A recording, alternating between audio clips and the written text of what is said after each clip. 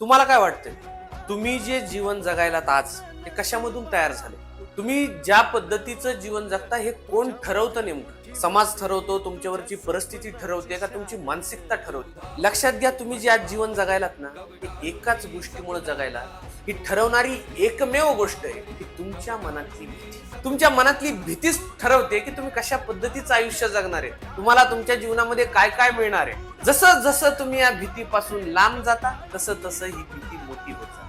आणि जसं तसं तुम्ही ह्या भीतीला सामोरं जाता, तिला फेस करता, त्यावेळेस ही भीती छोटी होते आणि नाहीशी होते. म्हणून लक्षात ठेवा, तुमच्या मनातली जी भीती आहे ती काढून टाकण्यामध्येच खरं यश आहे. जसं जसं तुम्ही या भीतीपासून पळताल तसं तसं तुमचं आयुष्य छोटं होत जाईल, लहान होत जाईल. आणि जसं जसं तुम्ही या भीतीला सामोरं जाल तसं तुमचं आयुष्य मोठं होत जाईल. जर तुम्हाला आयुष्य सुंदर बनवायचं, अतिशय मोठं बनवायचंय, तर तुमच्या मनातल्या भीत्या ओळखा आणि त्याला फेस करा. त्यावेळेसच तुमचं आयुष्य सुरू होईल, ज्या दिवशी तुमच्या मनातली भीती संपेल.